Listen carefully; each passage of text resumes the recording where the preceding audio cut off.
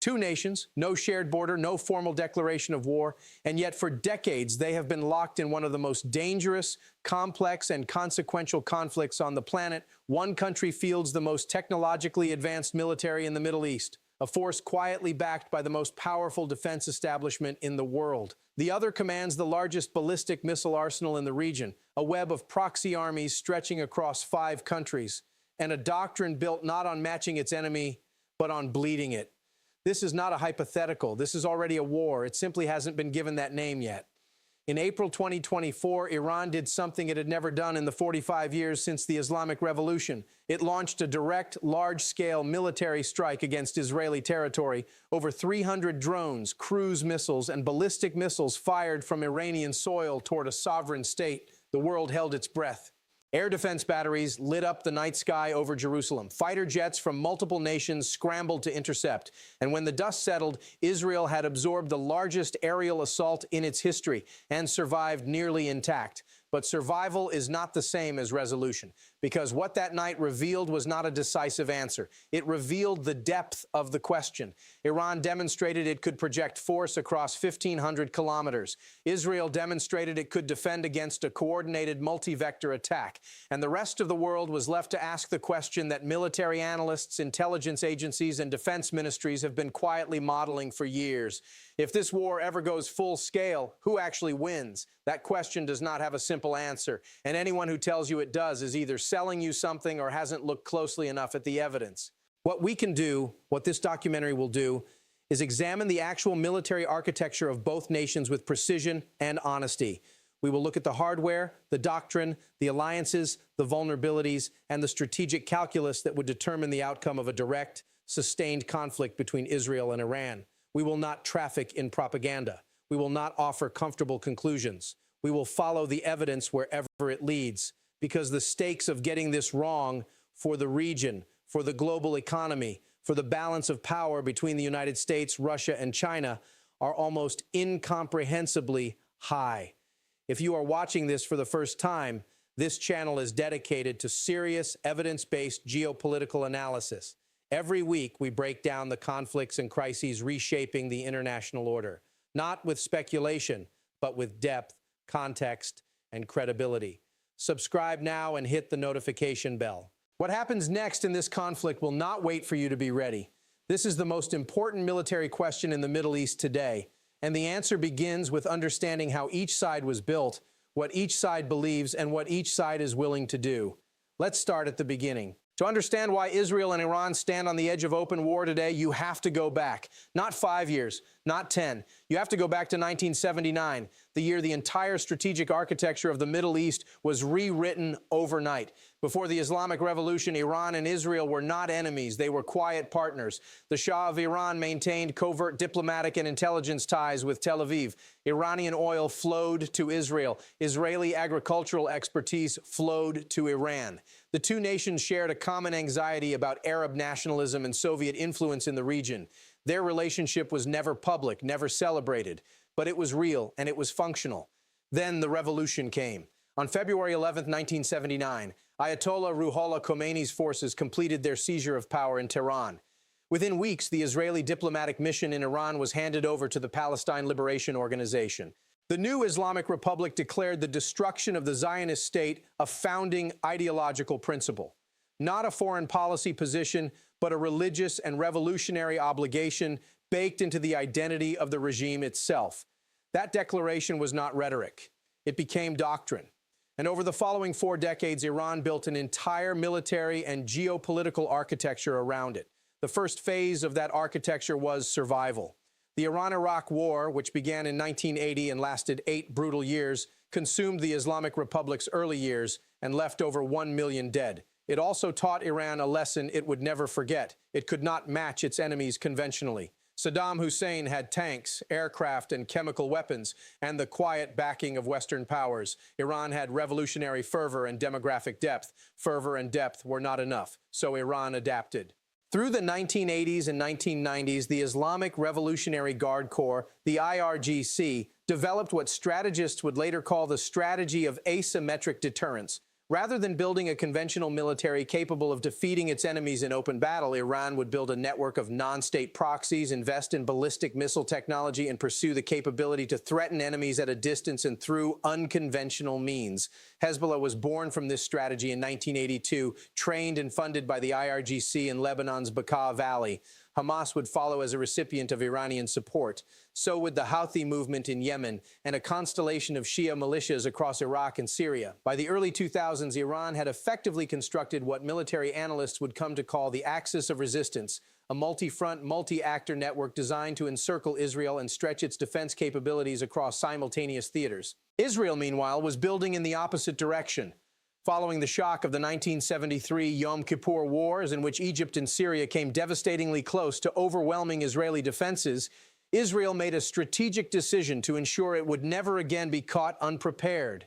It deepened its intelligence apparatus. It developed and quietly fielded nuclear weapons capability. It invested in air power, precision strike technology, and eventually the most sophisticated layered air defense system ever constructed. By 2006, the two strategies collided in Lebanon. Israel's war against Hezbollah that summer revealed both the effectiveness and the limits of conventional military power against Iran's proxy model. Israel won tactically, it did not win strategically. Hezbollah survived, Iran drew its conclusions. The shadow war that followed, assassinations of Iranian nuclear scientists, explosions at missile facilities, cyberattacks on centrifuge networks, Israeli airstrikes in Syria, became the permanent background noise of Middle Eastern geopolitics until April 2024, when the background noise became a roar. Section 3, Event Breakdown, Chei, Walki. To answer the question of who would win a full-scale war between Israel and Iran, you first have to understand what a direct military confrontation between these two nations actually looks like in practice, because it has already happened, and the details of what occurred and what didn't tell us more about the real military balance than any theoretical comparison ever could. The sequence began on April 1st, 2024, with a strike that Iran says crossed a line that could not be ignored. An airstrike destroyed the Iranian consular building adjacent to the Iranian embassy compound in Damascus, Syria. 7 officers of the Islamic Revolutionary Guard Corps were killed, including 2 senior generals. Among the dead was Brigadier General Mohammad Reza Zahedi, one of the most senior IRGC commanders operating in the Syria-Lebanon theater, a figure who had spent years coordinating weapons transfers to Hezbollah and overseeing Iran's military logistics network in the Levant. Iran blamed Israel immediately and without qualification. Israel neither confirmed nor denied the strike, consistent with its long-standing policy of deliberate ambiguity regarding operations in Syria. But the identity of the target, the precision of the strike, and the pattern of hundreds of previous Israeli operations in Syrian airspace left virtually no room for alternative attribution. For the Iranian leadership, this was not simply a military loss. It was a direct strike on what Iran considers sovereign diplomatic territory. It was a public humiliation. And it demanded a response that the regime's own internal logic, its revolutionary credibility, its deterrence posture, its authority over the axis of resistance made unavoidable. 13 days later, Iran responded. On the night of April 13th into April 14th, 2024, the IRGC launched Operation True Promise. The attack was unprecedented in scope and in kind. Approximately 170 Shad series loitering munitions, what Western media calls suicide drones, were launched from Iranian territory. Alongside them came over 30 cruise missiles and approximately 120 ballistic missiles. The targets were military installations inside Israel, primarily the Nevatim Air Base in the Negev Desert, the base from which Iran alleged the Damascus strike had been launched. What happened next revealed the extraordinary depth of Israel's defensive architecture and the breadth of its alliance network. Israel's Iron Dome system engaged the slower-moving drones. The David Sling system, designed for medium to long-range threats, intercepted cruise missiles. The Arrow 3 system, built specifically to intercept ballistic missiles at exo-atmospheric altitudes above the Earth's atmosphere, engaged the ballistic component of the attack. American destroyers in the eastern Mediterranean fired their own interceptors. British and French aircraft operating in the region assisted in downing additional drones. Jordanian air defense forces, in a moment that stunned regional observers, actively shot down Iranian projectiles crossing their airspace. By Iran's own accounting, the attack was a success, a symbolic assertion of the right and capability to strike Israeli territory directly. By Israel's accounting and by the physical evidence on the ground, more than 99% of the incoming projectiles were intercepted. Damage to Nevatim Air Base was minimal. Israeli military operations were uninterrupted. But the narratives diverged sharply from that point. Iran's position was that the operation was deliberately calibrated, a proportionate announced response designed to restore deterrence without triggering a full-scale war. Iranian officials stated publicly that neighboring countries had been notified in advance that the attack was structured to allow for interception and that its purpose was political signaling rather than mass destruction. In this reading, Iran achieved exactly what it intended. Israel's position and the position of most Western intelligence assessments was different. The attack failed militarily. The scale was real, the intent was real, and the interception was a genuine defensive victory, not a staged performance. What both sides agree on, whether they say so publicly or not, is this.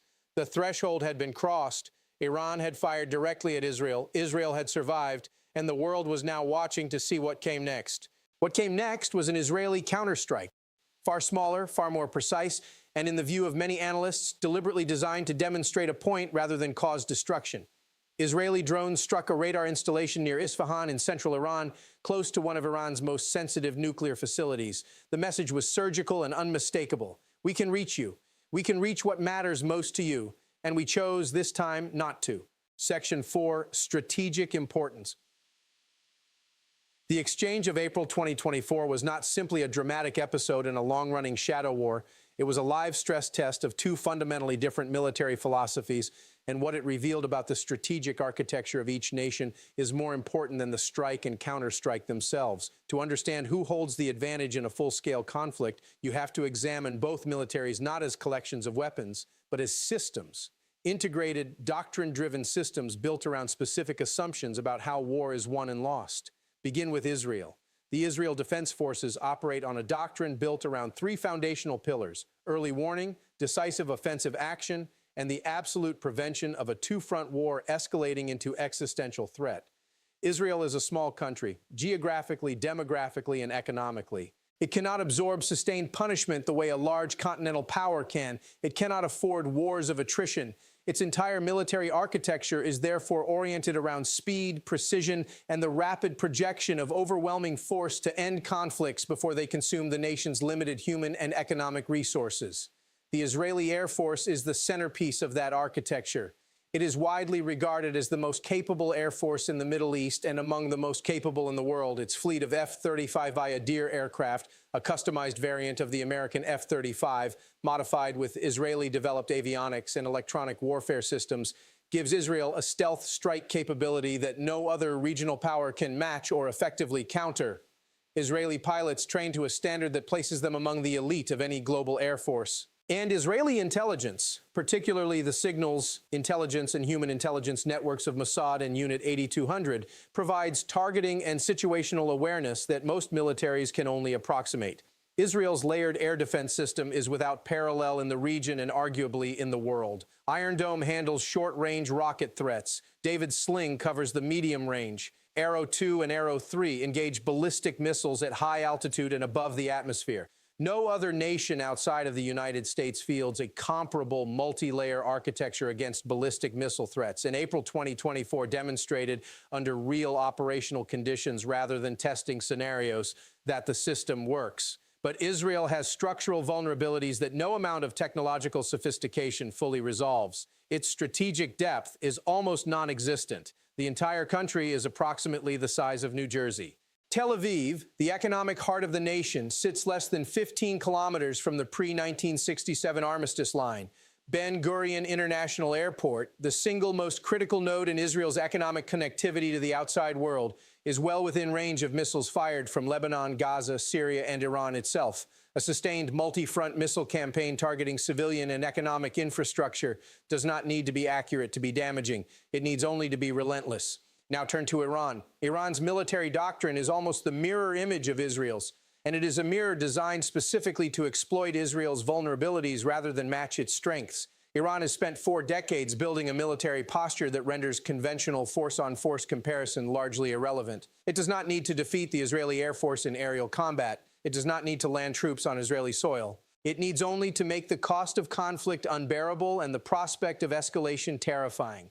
Iran's ballistic missile arsenal is the largest and most diverse in the Middle East. It includes short, medium, and intermediate range systems capable of reaching every point in Israel and beyond. More critically, Iran has invested heavily in precision guidance upgrades for these systems, transitioning from inaccurate area saturation weapons toward missiles capable of hitting specific military and infrastructure targets. The Fatah hypersonic missile, unveiled in 2023, represents Iran's most advanced publicly acknowledged capability, a weapon designed specifically to defeat existing missile defense architectures through speed and maneuvering. Iran's geographic scale is its most underappreciated strategic asset. The country spans over 1.6 million square kilometers. Its critical military infrastructure, missile production facilities, command nodes, fuel depots, underground launch complexes is dispersed, hardened, and in many cases buried deep beneath mountain ranges in central and western Iran. Striking Iran is not like striking a small, concentrated adversary. It is a targeting problem of extraordinary complexity, requiring sustained air campaigns over defended airspace at ranges that test even Israel's most capable aircraft. And then there is the proxy dimension, Iran's most powerful strategic card. Hezbollah alone is estimated to possess over 150,000 rockets and missiles of varying range and capability, positioned across southern Lebanon and the Bekaa Valley. A full-scale Iran-Israel war that activates Hezbollah simultaneously creates a northern front that Israel must defend while also conducting offensive operations against Iran itself, 1,500 kilometers away. Add Iraqi Shia militias capable of launching drones and missiles from the east, Houthi forces in Yemen firing from the south, and whatever remnants of Hamas and Palestinian Islamic Jihad remain operational in Gaza, and the picture becomes one of Israel fighting on 5 simultaneous fronts against an enemy deliberately designed to be everywhere and nowhere at once. This is the strategic genius and the strategic terror of Iran's military architecture. It was not built to win a war against Israel. It was built to make winning a war against Iran unthinkable. When you strip away the propaganda, the political posturing, and the noise of social media commentary, what do the people who actually study this conflict for a living conclude about the military balance between Israel and Iran? What do the intelligence assessments say? What do the war games produce? And where do serious analysts, the ones without an ideological stake in the outcome, find the genuine fault lines? The answers are more nuanced and more sobering than most public discourse acknowledges. Begin with the intelligence community's baseline assessment.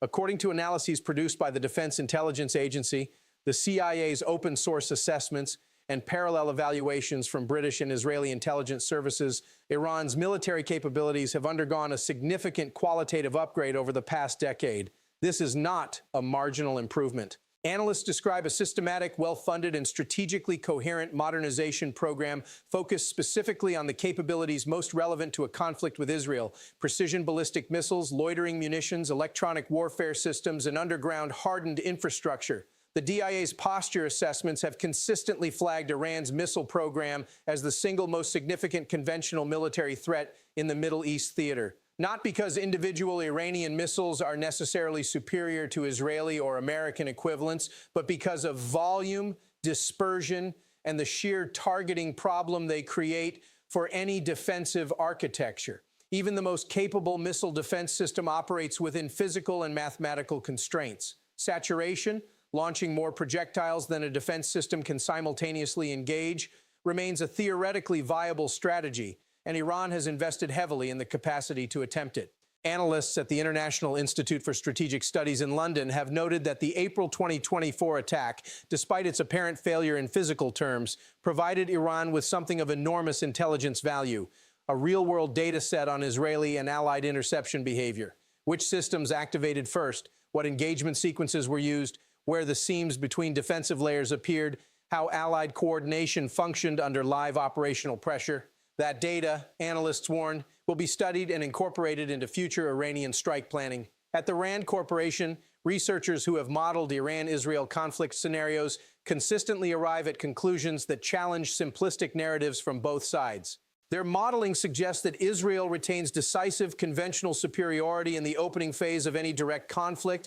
Its air force, intelligence architecture, and precision strike capability would inflict severe damage on Iranian military infrastructure in the early days of a campaign. However, RAND's analysis also identifies a critical variable that conventional military comparisons tend to underweight: the sustainability problem. A sustained Israeli air campaign against Iran, one capable of meaningfully degrading Iranian missile production, command infrastructure, and nuclear-related facilities, would require hundreds of strike sorties over an extended period, operating at the outer edge of Israeli aircraft range against defended airspace, while simultaneously managing active threats from Hezbollah in the north, militia forces in the east, and potentially Houthi strikes from the south. The logistics of that operational picture, analysts note, exceed what Israel can sustain independently without direct American logistical and intelligence support. This brings the United States directly into the analytical frame.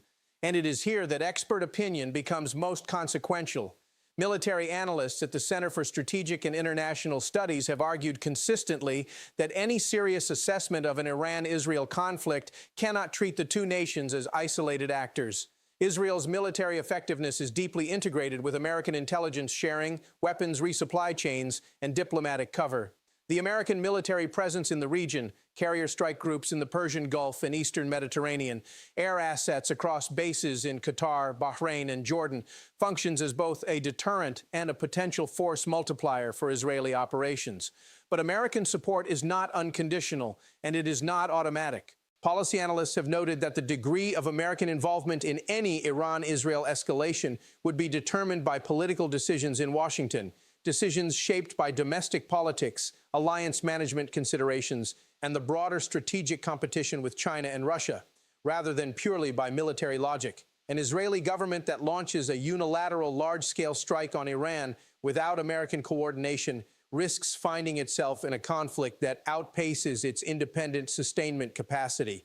Iranian strategic analysts, speaking through academic channels and think tanks in Tehran, offer a perspective that Western analysis sometimes underweights. They argue that Iran's deterrence architecture has already achieved its primary objective, preventing Israel from launching the kind of comprehensive, sustained military campaign that would be required to fundamentally degrade Iranian power. Every year that passes without that campaign is, in their assessment, a year in which Iranian missile capabilities expand, proxy networks consolidate, and the window for a decisive Israeli military option narrows. Experts at the Middle East Institute and the Washington Institute for Near East Policy have noted something that is easy to overlook in the hardware comparisons: the asymmetry of stakes. For Israel, a war with Iran is an existential question, a conflict in which a catastrophic failure of its defensive architecture could threaten the physical survival of the state. For the Iranian regime, a war with Israel, while enormously costly, does not carry the same existential weight. Iran is a nation of 90 million people spread across a vast territory. It has absorbed devastating wars before. Its leadership has demonstrated repeatedly a tolerance for national suffering in service of ideological objectives that Israeli and American strategic planners must factor into every scenario they run.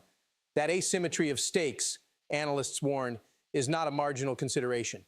It is potentially the most important variable of all. But the other side has a point. For all the analytical weight that sits behind assessments of Israeli military superiority, the F-35s, the layered air defense, the precision intelligence architecture, the American backstop, there is a serious, credible, and carefully reasoned counter-narrative, one that does not come from Iranian state television or revolutionary propaganda, but from sober strategic thinkers who look at the same evidence and reach fundamentally different conclusions about what it means.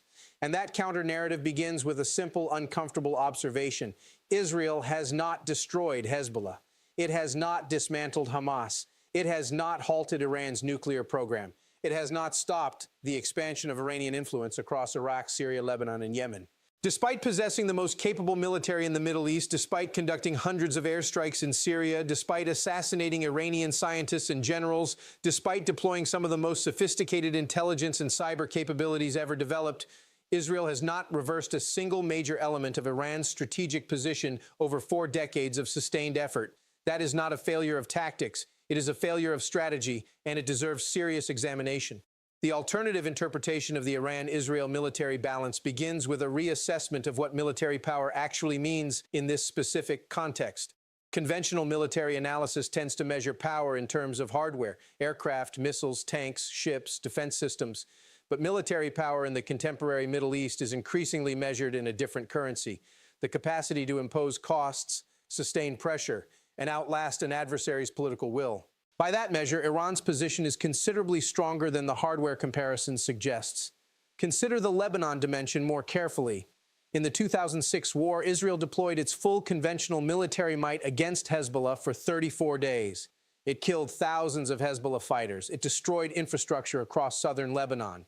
And at the end of those 34 days, Hezbollah's Secretary General Hassan Nasrallah emerged from his bunker and declared, credibly, to the astonishment of the Arab world, that his organization had won, not because it had defeated the Israeli military in conventional terms, but because it had survived, because it had continued firing rockets into northern Israel throughout the conflict, because it had forced the evacuation of Israeli civilian communities, because it was still standing when the guns fell silent. Survival in asymmetric warfare is victory. And Iran has built its entire strategic architecture around the principle of survival and persistence. The alternative interpretation also challenges the assumption that Iran's April 2024 strike was a military failure. Several respected analysts have argued that this framing reflects an Israeli and Western bias in how military success is defined. Iran's stated objective was not to overwhelm Israeli air defenses or cause mass casualties. Its stated objective was to demonstrate publicly and unambiguously that it possessed both the will and the capability to strike Israeli territory directly, something it had never done before in 45 years of conflict. By that metric, the operation succeeded completely. Iran crossed a threshold. It normalized direct state-to-state strikes against Israel. It demonstrated to its domestic audience, to its regional proxies, and to the broader Muslim world that the Islamic Republic was not deterred by Israeli or American military power. And it did so without triggering the full-scale war that would have tested its military architecture to destruction. There is also a serious alternative interpretation of Israel's strategic position that Western analysis tends to understate, one focused not on Iranian weakness, but on Israeli vulnerability. The northern evacuation crisis that began in October 2023, when Hezbollah's sustained rocket and anti-tank fire forced the displacement of approximately 80,000 Israeli civilians from communities along the Lebanese border, represents a strategic achievement that received insufficient analytical attention in Western commentary. Those communities remained evacuated for over a year. Israeli citizens could not return to their homes. Agricultural land sat unfarmed. Towns sat empty. No Israeli military operation resolved that situation through force alone. Multiply that dynamic across 5 simultaneous fronts: Lebanon, Gaza, Syria, Iraq, Yemen, and the picture of Israeli invulnerability begins to develop serious cracks. Not because Iran can defeat Israel in open battle, but because it may not need to. If Iranian strategy can make normal civilian life in Israel unsustainable, if it can keep communities evacuated, airports periodically disrupted, economic activity suppressed, and reserve soldiers cycling endlessly through mobilization, it imposes costs that no Iron Dome battery can intercept. There is one more alternative interpretation that demands serious engagement: the nuclear question. Iran has not built a nuclear weapon, but according to the International Atomic Energy Agency and the assessments of multiple Western intelligence services, it has accumulated enough enriched uranium to produce multiple weapons within a time frame measured in weeks rather than months, if it made the political decision to do so. That threshold position, not a weapon, but the capacity to build one rapidly, functions as a form of deterrence in itself. Any Israeli military campaign that appears aimed at regime change rather than targeted degradation risks triggering precisely the nuclear breakout it was designed to prevent. This is the strategic trap that serious analysts on both sides acknowledge privately, even when they don't say it publicly. The very success of an Israeli military campaign against Iran could produce the outcome Israel fears most. That is not Iranian propaganda. That is strategic logic. And it sits at the heart of why this conflict has remained for 4 decades, a war that neither side has been willing to fight to a conclusion. Pull back from the missiles and the military doctrine for a moment. Pull back from the intelligence assessments and the strategic calculus. Because the question of who wins a war between Israel and Iran is not only a question for soldiers and generals and national security analysts. It is a question whose answer will land in your life, in your economy, in your energy bills, in the security architecture of the world your children will inherit. The consequences of a full-scale Iran-Israel conflict would not stay in the Middle East. They never do. Begin with the most immediate and most measurable consequence: oil. The Strait of Hormuz is a narrow waterway at the mouth of the Persian Gulf, approximately 33 kilometers wide at its narrowest point. Through that strait passes roughly 20% of the world's total oil supply, approximately 17 million barrels per day. Saudi Arabia, the United Arab Emirates, Kuwait, Iraq, and Iran itself all depend on the Strait of Hormuz as their primary export route for hydrocarbons. There is no viable alternative at equivalent scale. Iran has threatened repeatedly and explicitly to close the Strait of Hormuz in the event of a major military conflict. It has the naval and missile assets to make that threat credible, at least in the short to medium term. Iranian fast attack craft, submarine forces, coastal defense missile batteries, and naval mines could create a threat environment in the strait that would suppress commercial shipping traffic, even without a complete physical blockade. The economic consequences of even a partial temporary disruption to Strait of Hormuz traffic would be felt globally within days. Oil prices, already sensitive to geopolitical tension, would spike sharply. Analysts at major financial institutions have modeled scenarios in which a serious Hormuz disruption drives crude oil prices above $150 per barrel, a level not seen in modern history. At that price point, gasoline costs in the United States, Europe, and Asia would reach levels that would trigger immediate recessionary pressure. Inflation, which central banks spent years fighting to bring under control, would surge again. Supply chains dependent on energy-intensive transportation would face cascading disruptions. For the average viewer watching this documentary, that translates directly and concretely: higher fuel costs at the pump, higher heating and cooling bills, higher prices for every good transported by road, rail, or air, which is to say nearly everything you buy. The economic blast radius of a Hormuz disruption extends to grocery stores, to mortgage rates, to the value of retirement accounts invested in markets that react immediately to energy price shocks. Beyond oil, consider the military consequences at the global level. A full-scale Iran-Israel conflict would immediately activate American military assets in the region in ways that stretch the United States defense posture at a moment of already extraordinary strategic overextension. American carrier strike groups would reposition, air assets would surge, logistical chains that currently support American commitments in Europe, where NATO is managing the consequences of the Russia-Ukraine war, and in the Indo-Pacific, where American strategic attention is increasingly focused on China's posture toward Taiwan, would face competing demands that no defense budget can fully satisfy simultaneously. China would be watching with extraordinary attention. Beijing imports approximately 40% of its oil from the Persian Gulf region. A Hormuz disruption would hurt China as severely as it hurts the West, but it would also create strategic opportunities. A United States consumed by a Middle Eastern military crisis is a United States with reduced bandwidth for Taiwan Strait deterrence. Analysts at major security institutes have noted that historical patterns suggest adversaries tend to probe for strategic opportunity precisely when American attention and resources are concentrated elsewhere. Russia, meanwhile, would benefit directly from an oil price spike. Russian state revenues are heavily dependent on hydrocarbon exports. Every dollar added to the global oil price partially offsets the economic pressure of Western sanctions imposed following the invasion of Ukraine. A prolonged Middle Eastern energy crisis would hand Moscow an economic lifeline at the precise moment Western resolve to sustain Ukrainian support is under its greatest political pressure. For NATO allies in Europe, the consequences run deeper than economics.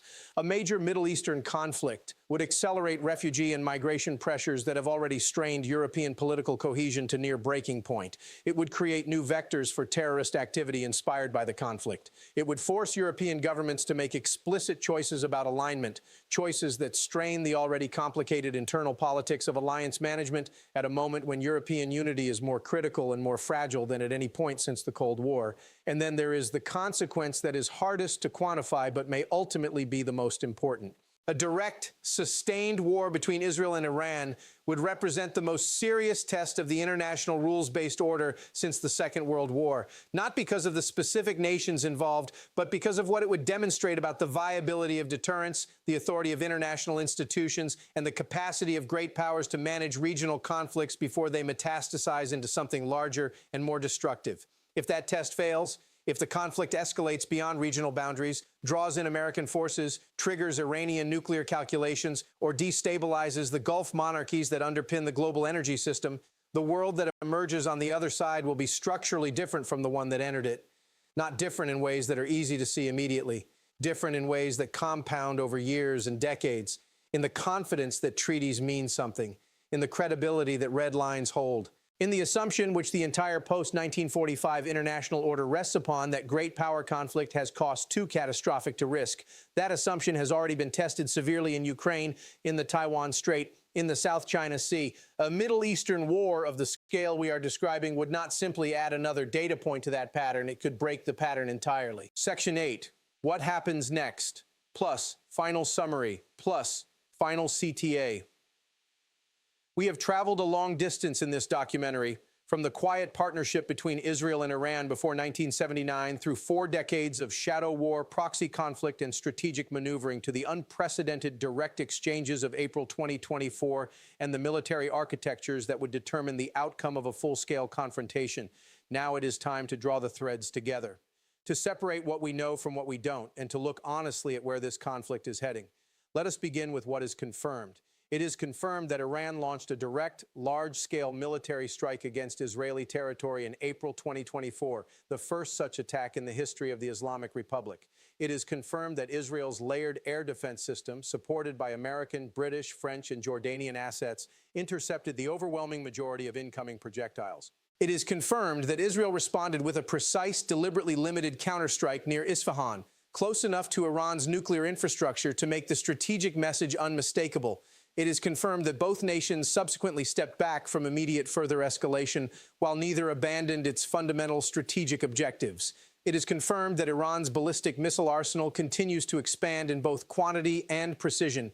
It is confirmed that Hezbollah retains over 150,000 rockets and missiles in southern Lebanon, though its organizational capacity was significantly degraded by Israeli operations through late 2024. It is confirmed that Israel's F-35I fleet and intelligence architecture represent capabilities no other regional power can currently match. And it is confirmed that Iran's nuclear program has advanced to a point where the technical gap between its current enrichment posture and a functional weapons capability is measured in weeks rather than years. What remains uncertain is equally important to acknowledge. We do not know the precise current state of Iran's most advanced missile guidance systems and how significantly they have been upgraded since April 2024. We do not know the full extent of Israeli intelligence penetration of Iranian military command networks, though the evidence of assassinations, sabotage operations, and precisely targeted strikes suggests it is deep. We do not know whether the Iranian leadership has made a strategic decision to pursue nuclear weapons capability or whether it intends to remain at the threshold, close enough to deter, restrained enough to avoid triggering a preemptive strike. And we do not know with any certainty what threshold of provocation would cause either government to abandon the implicit rules of engagement that have, so far, kept this conflict from becoming a full-scale war. Watch the following developments in the coming months. Watch the state of nuclear negotiations between Iran and Western powers. Any resumption of serious diplomatic engagement would signal that both sides are pulling back from the military edge, while a final collapse of diplomatic channels would signal the opposite. Watch the reconstruction and rearmament pace of Hezbollah in Lebanon. The speed and scale of that process will tell you how quickly Iran intends to restore its northern deterrence front against Israel. Watch American domestic politics and their impact on the degree of Washington's commitment to Israeli security guarantees. That variable shapes Iranian strategic calculations more than almost any other single factor. Now consider the 2 scenarios that serious analysts regard as the most credible forward trajectories. The first scenario is managed escalation and eventual deterrence stabilization. In this scenario, both Israel and Iran continue to conduct limited, calibrated operations against each other, strikes in Syria, assassinations of key figures, cyber attacks on critical infrastructure, while avoiding the triggers that would collapse the threshold between shadow war and open conflict. Diplomatic back channels, American pressure on both sides, and the mutual recognition that full-scale war carries catastrophic risks for both nations produces an unstable but functional deterrence equilibrium. The conflict continues, it does not explode. The world lives with permanent low-level crisis in the Middle East as the price of avoiding something far worse. The second scenario is escalation beyond control. In this scenario, a single miscalculation, and a strike that kills more people than intended, an intelligence failure that produces a catastrophic surprise attack, a domestic political crisis in either country that makes restraint politically impossible, collapses the threshold. Israel launches a comprehensive air campaign against Iranian military and nuclear infrastructure. Iran activates its full proxy network simultaneously. Hezbollah fires its full missile arsenal into Israeli population centers. American forces are drawn in. The Strait of Hormuz is threatened. Oil markets convulse. And the world faces a regional war of a scale and consequence not seen since the Cold War's most dangerous moments. Neither scenario is inevitable. Neither is impossible. And the distance between them, in a conflict this volatile, can be measured in a single decision made in a bunker in Tehran or a situation room in Tel Aviv on a night when the pressure is highest and the intelligence picture is most ambiguous. That is the honest answer to the question this documentary set out to examine. Who would win a full-scale war between Israel and Iran? Israel would win the opening phase. Its air power, intelligence superiority, and defensive architecture give it decisive conventional advantages in the early days and weeks of any direct conflict. It would inflict severe damage on Iranian military infrastructure. It would degrade missile production capacity. It would demonstrate once again the extraordinary capability of its armed forces. But winning the opening phase is not the same as winning the war. Iran's geographic depth, its ballistic missile volume, its proxy network, its tolerance for sustained cost, and its nuclear threshold position create a strategic environment in which Israeli conventional superiority cannot translate cleanly into strategic victory. A war that Israel begins with overwhelming force could still end in a strategic stalemate that exhausts Israeli society, destabilizes the region, and produces outcomes more dangerous than the conflict that preceded it. That is not a comfortable conclusion. It is the honest one. The Middle East is not moving toward peace. It is moving toward a moment of decision, one that will be shaped by the choices of leaders in Jerusalem, Tehran, and Washington in the months and years ahead. The trajectory of that decision will determine not just the fate of two nations, but the stability of the global order that all of us depend on. Stay close to this story. It is not finished. It is not close to finished. If this documentary gave you a deeper understanding of one of the most consequential conflicts in the world today, then this channel has done its job. Subscribe now. Hit the notification bell, because when the next development breaks, and it will break, you will want to be here when we cover it. This has been a serious examination of a serious question. The world is watching, so should you.